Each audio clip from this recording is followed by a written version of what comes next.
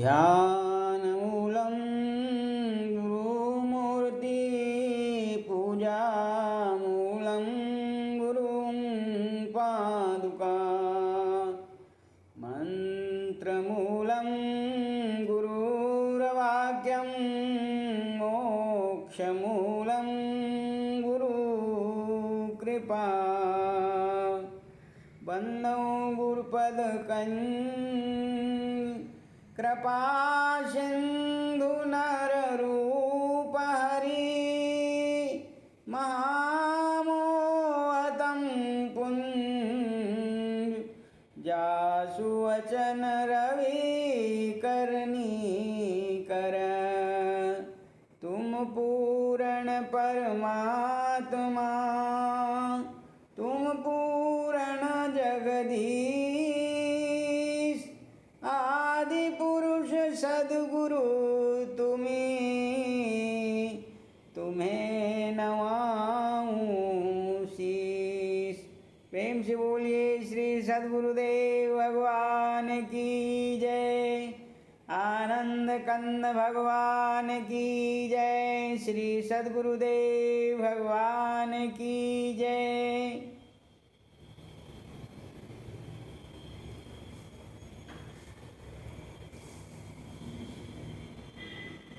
प्रभु प्रेमी भक्त आत्माओं, बहुत ही सुंदर सत्संग का अवसर हमें प्राप्त हुआ है। यह जो अवसर है, इसके लिए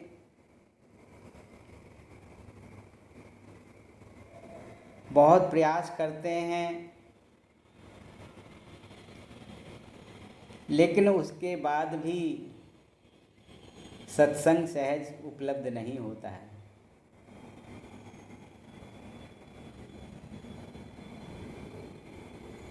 भगवान शंकर उमा पार्वती जी को संबोधित करते हुए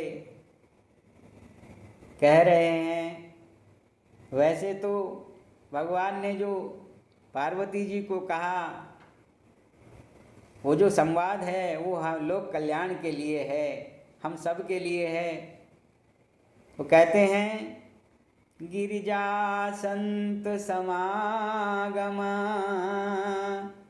समन लाभ कछुआन बिनु हरि कृपा न होई सो गावहि वेद पुराण। कहते हैं उमा, इस संसार में सत्संग के बराबर कोई लाभ की वस्तु नहीं है। सत्संग के बराबर कोई लाभ की चीज़ नहीं है। सज्जनों, ये भौतिक वस्तुओं का जो लाभ है, ये क्षणिक सुख हमें दे सकता है, लेकिन हमें आत्मिक सुख, जिसकी तलाश के लिए हम पूरा जीवन बिता देते हैं, वो सुख जो है सज्जनों, वो बिना सत्संग के प्राप्त नहीं होता। इसलिए काकभूषण जी कहते हैं, गरुड़ जी से कहते हैं, लाभ की कछु हरि भक्ति समाना जेहि गावहि श्रुति संत पुराना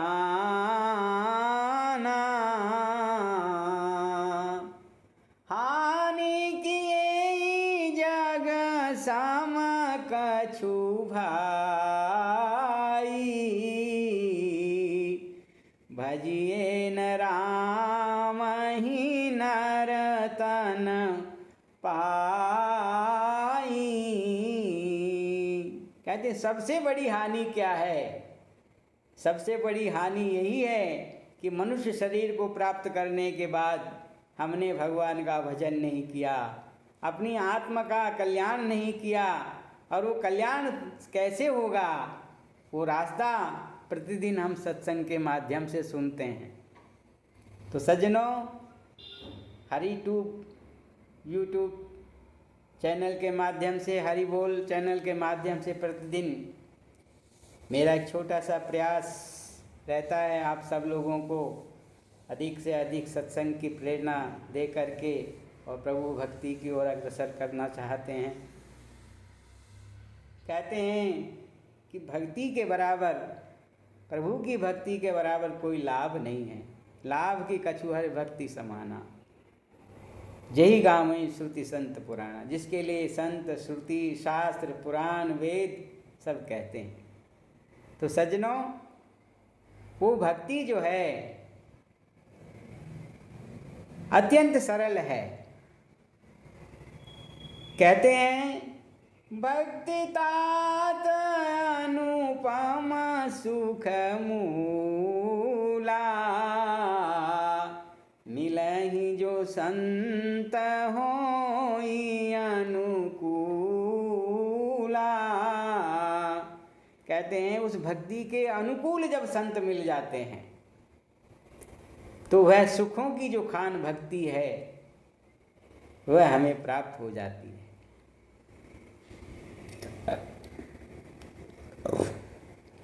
कहते हैं एक बार कागभूषण जी पर भगवान प्रसन्न हो गए और उन्होंने कहा, कागभूषण जी मांगवर अति प्रसन्न मोहि जान, हैं अनिमानिक गुण अपर निधि मोक्ष सकल सुख खान।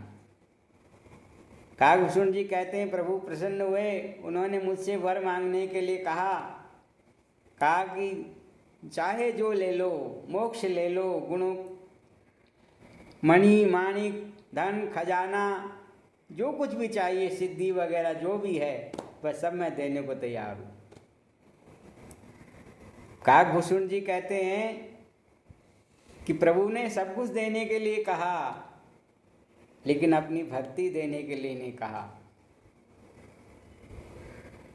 तो मैंने विचार किया था हृदय के अंदर, भक्ति तात अनुपम सुख मूला, भक्ति तो सब सुखों की खान है। अगर भक्ति मिल गई तो ये सब चीजें मिल जाएंगी। तो मैंने विचार करके प्रभु से कहा कि प्रभु मुझे कुछ नहीं चाहिए, मुझे आपके चरणों की भक्ति चाहिए।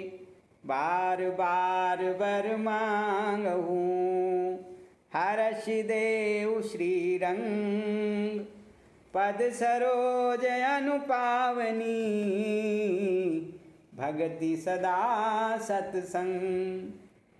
हे प्रभु, मैं यही वर मांगता हूँ, बार बार वर मांगहूँ हर्ष देव श्री रंग, पद सरोज अनुपावनी, आपके चरण कमलों की सेवा और पद सरोज अनुपावनी भक्ति सदा सत्संग। मुझे तो सदा आपका सत्संग मिलता रहे, आपके चरण कमलों की भक्ति मुझे प्राप्त होती रहे। तो मुझे सबसे बड़ी यही चीज चाहिए, क्योंकि भक्ति के अंदर ये सब चीजें हैं।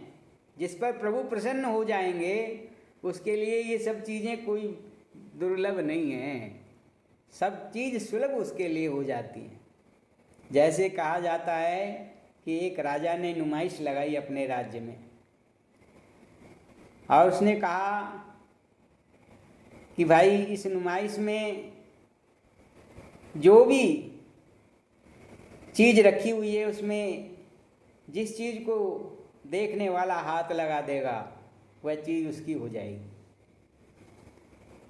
तो राजा ने वहाँ बहुत सारी चीजें नुमाइश के अंदर लगाई हुई थी। तो एक किसान वहाँ गया, किसान गया तो वहाँ देखा उसने कि भाई नुमाइश लगी हुई है, इसमें सुंदर सुंदर बैलों की जोड़ी भी है, सुंदर हल भी रखे हुए हैं।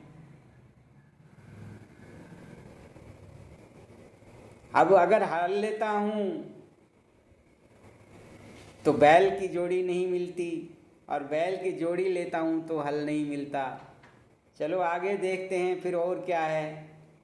देखते देखते देखते देखते पूरी नुमाइश के अंदर घूम लिया, लेकिन उसे कोई पूर्णता की वस्तु नहीं लगी। उस नुमाइश के अंदर जिस राजा ने उस नुमाइश का आयोजन किया था, वह भी स्वयं उस नुमाइश में बैठा था। वह किसान जाकर के और राजा साहब को प्रणाम किया, चरणों में झुका करके प्रणाम किया, स्पर्श किया। तो राजा बहुत प्रसन्न हुए और मुनादी करा दी कि भाई अब सारी नुमाइश जो है इस किसान की हो गई है, क्योंकि नुमाइश तो मेरी है। और इसने जब उस नुमाइश के मालिक को ही ले लिया अपने फेवर में, अपने मालिक को, नुमाइश के मालिक को ही उसने जब प्रसन्न कर लिया है, तब सारी नुमाइश उसकी हो गई है। अब इसे एक चीज़ नहीं मिलेगी, इसे सारी चीज़ें मिलेंगी। तो सज्जनों, इसी प्रकार से हम संसार की भौतिक वस्तुओं की कामना करते हुए और संसार की वस्तुओं की इच्छा करते रहते हैं, लेकिन संत कहते हैं भाई इसमें थोड़ा सा इतना और संशोधन करो, प्रभु को प्राप्त करने की इच्छा भी इसमें रखो, ताकि जो है प्रभु की प्राप्ति जब हो जाएगी तो भाई ये सब चीज़ें हमें मिल जाएगी और संतोष धन हमें मिल जाएगा। सबसे बड़ा संतोष धन, गोधन गजधन बाजधन और रतन धन खान, जब आवे संतोष धन सब धन धूल समान। संतोष रूपी धन जब जीव को प्राप्त हो जाता है तो वो जीव जो है प्रसन्न आत्मिक रूप से सुख को प्राप्त कर, आत्मा आनंद को आत्मिक रूप से सुखी हो जाता है। तो इसलिए कहते हैं, जिन हरि भक्ति हृदय नहीं आनी, जीवत सब समान ते प्राणी। कहते हैं जिन्होंने प्रभु की भक्ति को हृदय में नहीं धारण किया, कहते हैं वो तो जीते जी ऐसे मरे हुए मनुष्य के समान हैं। जीते जी सब समान ते प्राणी, जिंदी लाश की तरह से है।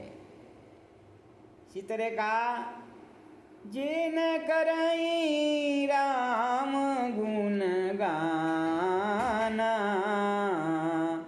जी है सो दादुर जी है समाना। जो भगवान का गुणानुवाद इस जीभ्या से, इस वाणी से नहीं गाता, कहते हैं उसकी बोली तो दादुर के समान, मेंढक के समान है।